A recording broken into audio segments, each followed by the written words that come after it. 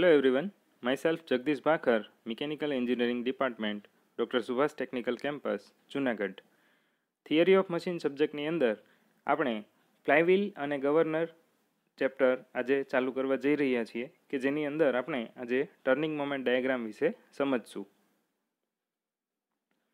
The turning moment diagram, also known as crank effort diagram, is the graphical representation of turning moment or crank effort for various positions of the crank. એટલે generally એન્જિનની અંદર જે crank shaft અને crank છે તેની વચ્ચેનો સંબંધ દર્શાવતો આ ડાયાગ્રામ છે અને તે ટર્નિંગ મોમેન્ટ અથવા તો જેને આપણે ક્રેન્ક એફર્ટ ડાયાગ્રામ કહીએ છીએ. ગ્રાફિકલ રિપ્રેઝન્ટેશન છે એટલે તેમાં બે કોઓર્ડિનેટ્સની જરૂર પડે, x અને y. It is plotted on Cartesian coordinates in which the turning moment is taken as a ordinate and crank angle as a abscissa. It means આપણે જ્યારે ડાયાગ્રામ પ્લોટ કરીએ ત્યારે એક્સ એક્સિસ અને વાય એક્સિસ ઉપર turning moment અને x axis ઉપર crank angle છે તે દર્શાવતા હોઈએ છીએ. હવે ટર્નિંગ મોમેન્ટ ડાયાગ્રામ જોઈએ for a single cylinder double acting steam engine. A turning moment diagram is shown in figure. The vertical ordinate represents the turning moment and horizontal ordinate represents the crank angle. એટલે અહીંયા આપણે જોઈ શકીએ છીએ કે crank angle છે તે 0, 90 degree, 180 degree, 270 degree અને 360 ડિગ્રી એ હોરિઝોન્ટલ લાઇન ઉપર આપણને આપેલું છે અને ટર્નિંગ મોમેન્ટ છે તે વર્ટિકલ એક્સિસ ઉપર આપેલું છે. ડાયાગ્રામની અંદર આપણે પોઈન્ટ્સ જોતા જઈએ. વચ્ચે ટી મીન એટલે કે ટર્નિંગ મોમેન્ટ મીન કે જેને આપણે એવરેજ મોમેન્ટ પણ કહી શકીએ અને ટી મેક્સ એટલે કે મેક્સિમમ ટર્નિંગ મોમેન્ટ એનો ચાર્ટ આપણે જોઈ શકીએ છીએ. જે ટી મીન લાઇન છે તેના ઉપર અલગ અલગ પોઈન્ટ્સ આપેલા છે A, B, C, D, E અને F. અને જે પોઈન્ટ્સ છે બી અને ડી કે જે આપણને મેક્સિમમ ટર્નિંગ મોમેન્ટ આપે છે. હવે સ્ટેપ બાય સ્ટેપ સમજીએ. આપણે જે ડાયાગ્રામ જોયો તેની અંદર જે ઝીરો વેલ્યુ છે ટોર્કની એ આપણને ક્રેન્ક એંગલ 0 હશે ત્યારે જ મળશે અને જે મેક્સિમમ વેલ્યુ છે તે ક્રેન્ક એંગલ 90 હશે ત્યારે જ મળશે. આ સિવાય ક્રેન્ક એંગલ 0 ઉપર હતું ત્યારે 0 મળતું હતું, ત્યાર પછી 180 ડિગ્રી થશે ત્યારે પણ 0 મળશે. ફરીથી એકવાર ડાયાગ્રામમાં સમજીએ. જ્યારે ક્રેન્ક એંગલ 0 હોય ત્યારે ટોર્ક છે 0 છે, 90 ડિગ્રી ઉપર મેક્સિમમ થશે, ત્યાર પછી 180 ડિગ્રી ઉપર ફરીથી 0 થશે, ત્યાર પછી 270 ડિગ્રી ઉપર ફરીથી મેક્સિમમ થશે અને ઇનિશિયલ પોઈન્ટ એટલે કે 360 ડિગ્રી ઉપર જ્યારે એક સાયકલ પૂરી થશે ત્યારે ફરીથી એ 0 થશે. હવે turning moment diagram for four stroke cycle internal combustion engine. Four stroke સાયકલની જ્યારે આપણે વાત કરીએ તો તેના જે 4 ઓપરેશન્સ છે, સક્શન, કમ્પ્રેશન, વર્કિંગ અને એક્ઝોસ્ટ, આ ચારેય ઓપરેશનો થઈ અને એક સાયકલ બનતી હોય છે. તો આવા કેસની અંદર જે ટર્નિંગ મોમેન્ટ ડાયાગ્રામ છે તે આપણને ફિગરની અંદર દર્શાવવામાં આવેલો છે. We know that in a 4-stroke cycle internal combustion engine there is one working stroke after the crank has turned through 2 revolutions.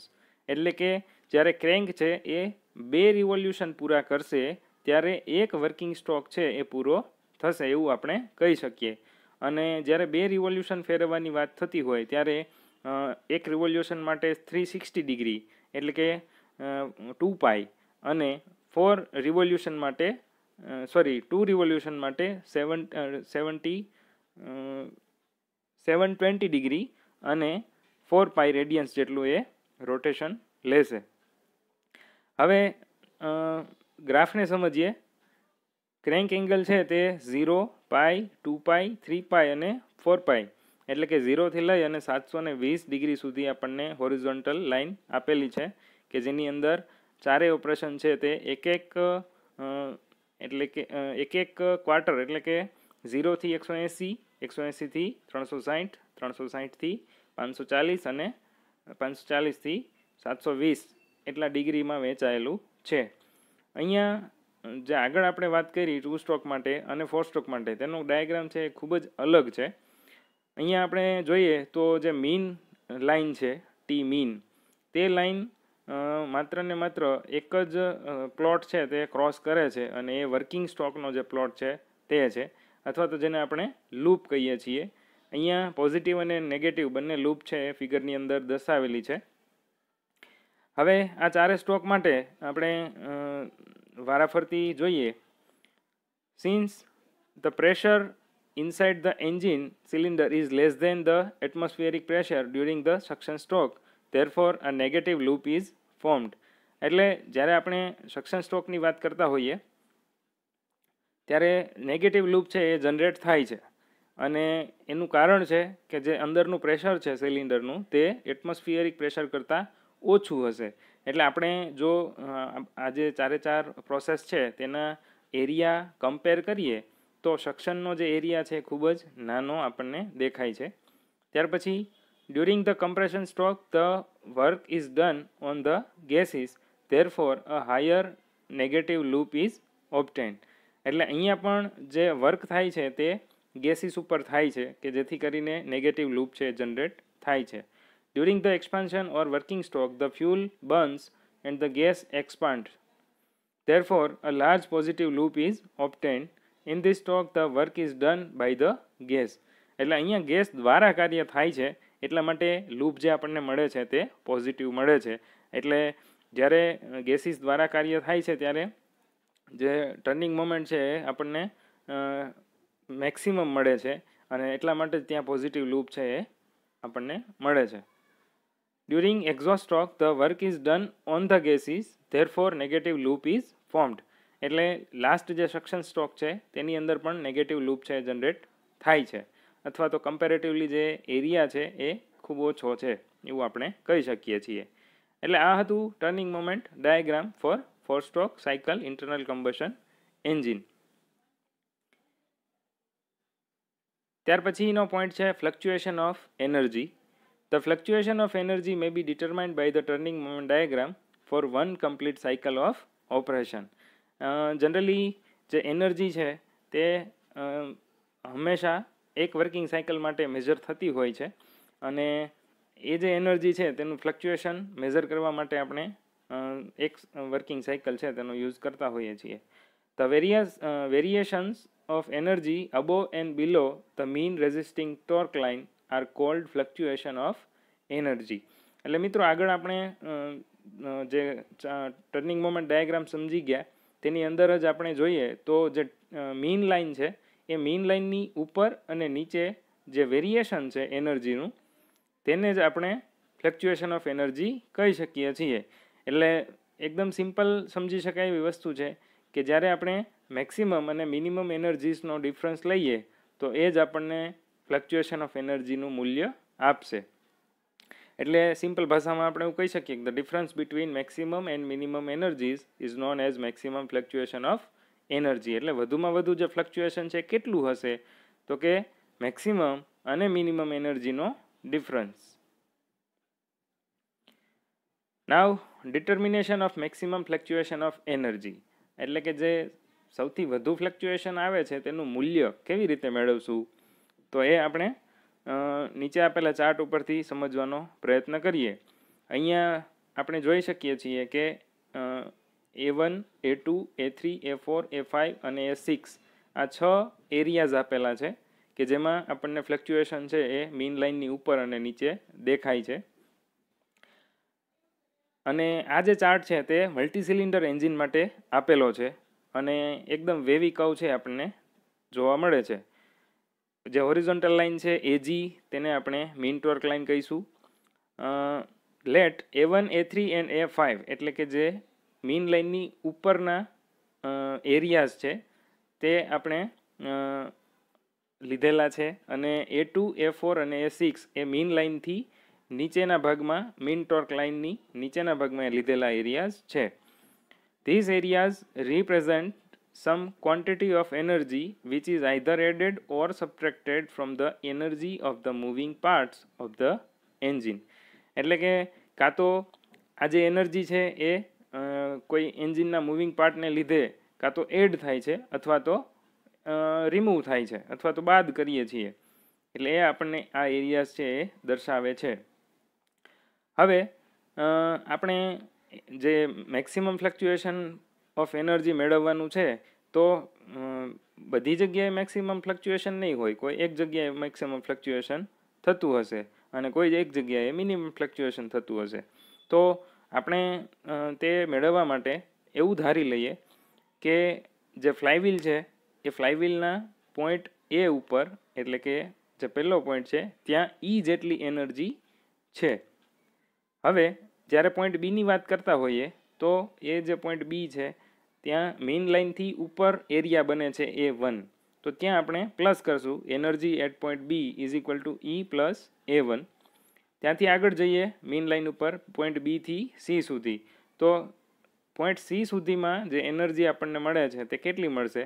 તો કે આગળ જેટલી એનર્જી હતી એમાંથી A2ને બાદ કરવું પડશે. શું કામ બાદ કરશું? તો કે એ નેગેટિવ લૂપ છે એટલા માટે. ત્યાર પછી ડી પોઈન્ટ ઉપર જઈએ તો A1 minus A2 plus A3 plus કરવાનું કારણ પોઝિટિવ લૂપ છે એટલા માટે. સેમ વેમાં આપણે ચાલતા જઈશું પોઈન્ટ E, F અને G સુધી. તો G પોઈન્ટ છે એ સાયકલનો લાસ્ટ પોઈન્ટ છે, એટલે કે સાયકલનો ઇનિશિયલ પોઈન્ટ પણ આપણે એને કહી શકીએ. તો G પોઈન્ટ છે એ એક્ઝેક્ટ એ પોઈન્ટ જેટલી જ વેલ્યુ આપણને આપશે. એટલે let us now suppose that the greatest of these energies is at B and least at E. એટલે આપણે એવું કહી શકીએ કે ભાઈ સૌથી જે વધારે એનર્જી છે એ પોઈન્ટ બી ઉપર આપણને મળશે, કેમ કે ત્યાં કોઈ નેગેટિવ લૂપ છે નહીં. અને સૌથી ઓછી એનર્જી છે એ પોઈન્ટ ઈ ઉપર આપણને મળશે. હવે maximum energy in flywheel E plus A1 કે જે આપણે બી પોઈન્ટ ઉપર મેળવી, અને મિનિમમ એનર્જી એટ ફ્લાયવ્હીલ કે જે આપણે પોઈન્ટ E ઉપર મેળવી. તો ત્યાં એવા કેસમાં મેક્સિમમ અને મિનિમમને જ્યારે આપણે બાદ કરીએ તો આપણને મેક્સિમમ ફ્લક્ચ્યુએશન ઓફ એનર્જી છે એ મળે છે. અને ઇક્વેશનને રિઝોલ્વ કરીએ એટલે E અને A1 એ કેન્સલ આઉટ થઈ જશે. એટલે આપણે જે મેક્સિમમ ફ્લક્ચ્યુએશન ઓફ એનર્જી મળશે એ મળશે A2 minus A3 plus A4. Now, coefficient of fluctuation of energy. જે ફ્લક્ચ્યુએશન ઓફ એનર્જી થાય છે તેનો ગુણાંક. It may be defined as the ratio of maximum fluctuation of energy to the work done per cycle. એટલે કે જે maximum fluctuation of energy હમણાં જ આપણે ફાઇન્ડ આઉટ કર્યું તે અને વર્ક ડન પર સાયકલ નો ગુણોત્તર, તેને આપણે શું કહીશું? Coefficient of fluctuation of energy. The work done per cycle in Newton into meter or joules may be obtained by using the following two relations. એટલે કે વર્ક ડન છે એ મેળવવા માટેની આપણી જે મેથડ છે એ ટી મીન ઇન્ટુ થીટા, એટલે કે મીન ટોર્ક અને એંગલ ટર્ન આ બંનેનો મલ્ટીપ્લાય કરી અને આપણે વર્ક ડન પર સાયકલ મેળવી શકીએ. ખાસ આપણે એ ધ્યાન રાખશું કે થીટાની વેલ્યુ છે એ 2π લઈશું in case of steam engine and 2 stroke internal combustion engines, અને થીટાની વેલ્યુ 4π લઈશું in case of 4 stroke internal combustion engine. હવે આ જે મીન ટોર્ક છે તે મેળવવા માટેનું પણ આપણી પાસે એક વેલ ડિફાઇન્ડ ઇક્વેશન છે કે જે પીના ફોર્મમાં, એટલે કે પાવર ટ્રાન્સમિટેડ ઇન વોટ્સ, કે જે થશે T mean is equal two P into 60/2πn. અને 2πn/60 એટલે આપણને ખ્યાલ છે એન્ગ્યુલર વેલોસિટી ઓમેગા, કે જે આપણે રેડિયન પર સેકન્ડમાં મેઝર કરતા હોઈએ છીએ. એટલે પાવર ટ્રાન્સમિટેડનું જે ઇક્વેશન છે P is equal two 2πn/60 into T. તો આ ઇક્વેશનનો યુઝ કરીને આપણે ટી મીન છે એ મેળવી શકીએ છીએ. ત્યાર પછી જે વર્ક ડન પર સાયકલ છે, the work done per cycle may also be obtain by using the following relation. એટલે વર્ક ડન છે એ ટી મીન અને થીટા આધારે મળી શકે છે. એ સિવાય સપોઝ આપણને જો પાવર ટ્રાન્સમિટેડ આપી દીધેલો હોય અને નંબર ઓફ વર્કિંગ સ્ટ્રોક્સ પર મિનિટ આપી દીધેલું હોય તો તેના આધારે પણ વર્ક ડન પર સાયકલ છે એ મળી શકે છે. જે એનની વેલ્યુ છે એ કેપિટલ એન એટલે કે આરપીએમ લેવાના થશે in case of steam engines and 2 stroke internal combustion engines. જ્યારે જો 4 સ્ટ્રોક ઇન્ટરનલ કમ્બશન એન્જિન હોય ત્યારે એનની જે વેલ્યુ છે તે n/2 લેવી પડશે. એ તો આપણે સમજી શકીએ કે ભાઈ જ્યારે 4 સ્ટ્રોક ઇન્ટરનલ કમ્બશન એન્જિન હોય ત્યારે વર્કિંગ સાયકલ છે તે 2 રિવોલ્યુશનમાં પૂરી થતી હોય, એટલા માટે આપણે n/2 લઈએ છીએ. ઓકે મિત્રો, થેન્ક યુ.